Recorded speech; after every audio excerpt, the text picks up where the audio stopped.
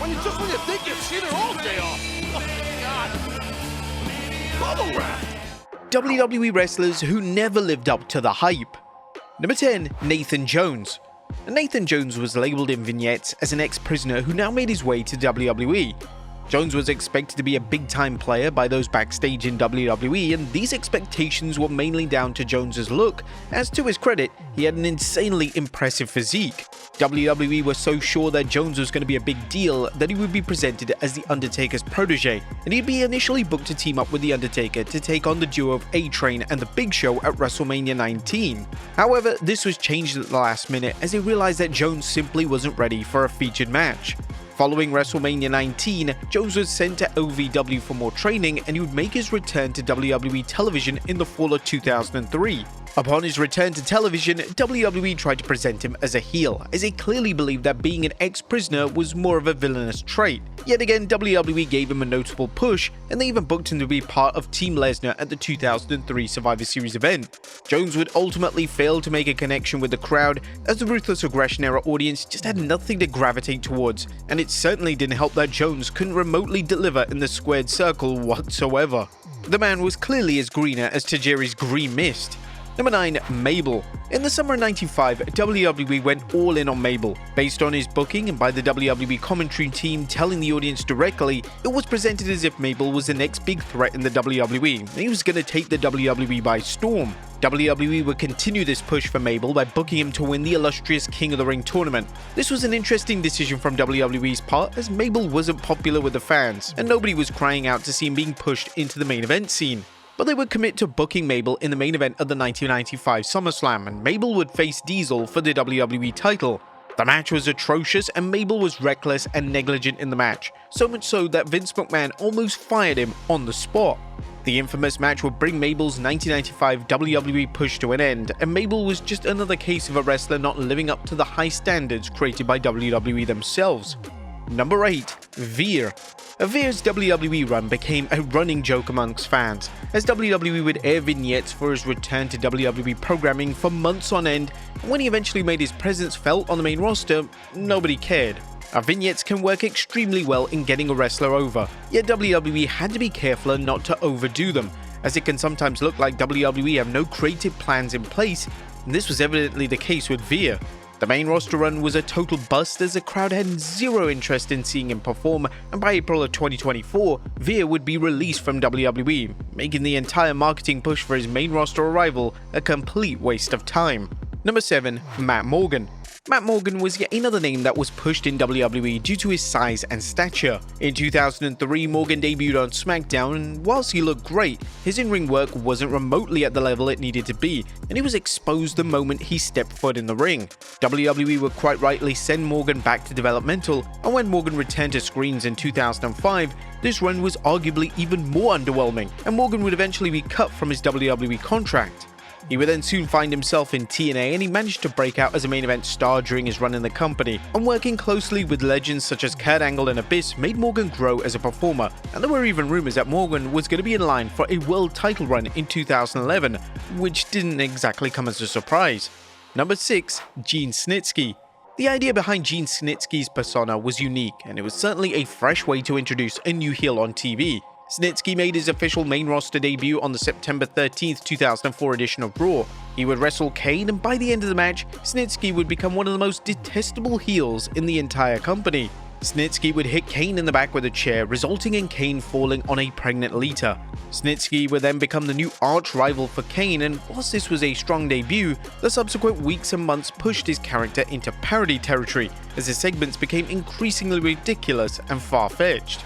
While Snitsky wasn't awful in the prominent role, he just didn't have the in-ring skills or the charisma to succeed at such a high level, and shortly after the Kane storyline was concluded, Snitsky would find himself in comedic roles, and he would become a regular on Sunday Night Heat. Number 5, Lacey Evans.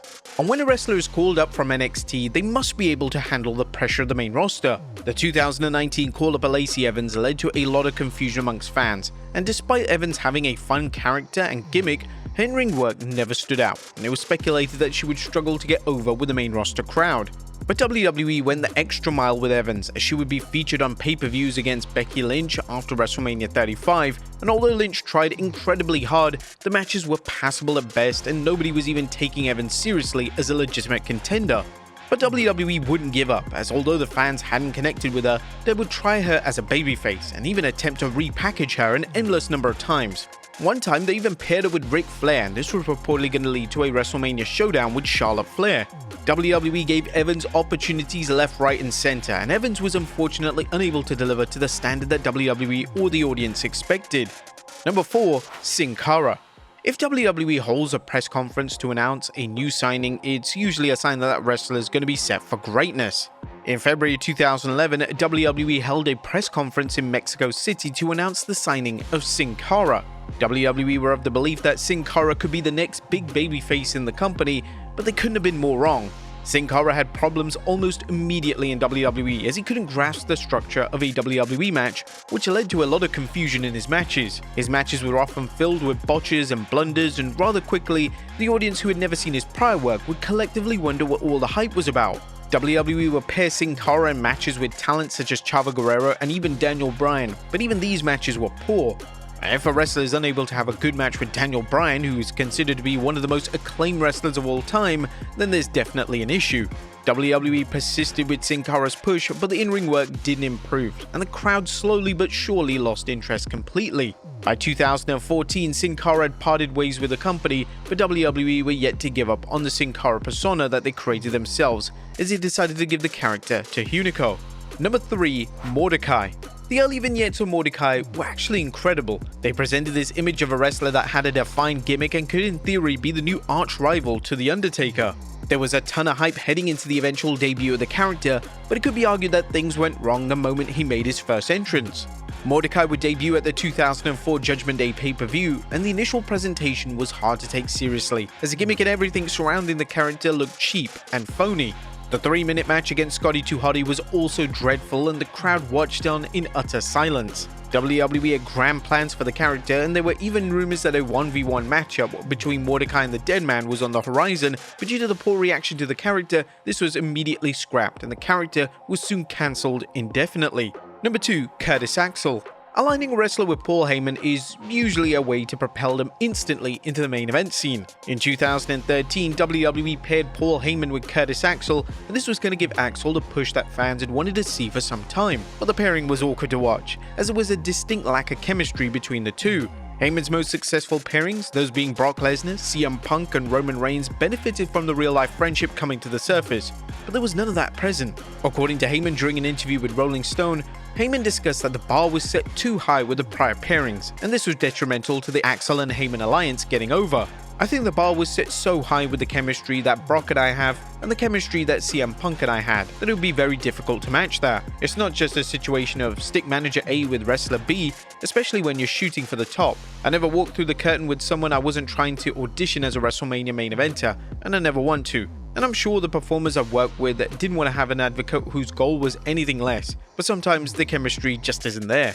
Although the WWE did admittedly try with Axel, by the end of 2013, the writing was on the wall, and it wasn't before long that Axel was moved down the card and the Heyman partnership would cease to exist. And number 1, Ted DiBiase Jr. When the Legacy faction disbanded officially in 2010, it was an expectation that Ted DiBiase would be the breakout star of the group. In reality, Cody Rhodes would take advantage of being booked in character-based roles, and these are roles that Cody excelled in. He was given numerous gimmicks and he delivered the goods, and he managed to get organically over with the fans. Over a decade after the Legacy faction disbanded, Cody pretty much became the face of WWE, and he even main evented and won the WWE title in the main event of WrestleMania. But as for DiBiase, he struggled the moment that the Legacy faction was over. DiBiase, without Randy Orton and Rhodes by his side, quickly faded into the background. He didn't have the charisma or the natural talent to stand on his own, and he was quickly exposed in a singles role. WWE's attempt to push him were pointless, as the crowd had already decided that DiBiase wasn't going to be the star everyone predicted. And the interesting thing about him was that in 2009, WWE Magazine released a special issue focused on tomorrow's champions. The cover featured names that WWE would believe would be future world champions in the company. The cover featured DiBiase, Kofi Kingston, Rhodes, John Morrison, and Evan Bourne. When this was released, DiBiase was without a doubt the odds-on favorite to win a world title first, but this never occurred, and only Kingston and Rhodes would go on to reach the upper echelon of WWE. But there you have it, folks, 10 WWE wrestlers who never lived up to the hype. Be sure to leave your comments down below, and I'll see you next time with some more wrestling content.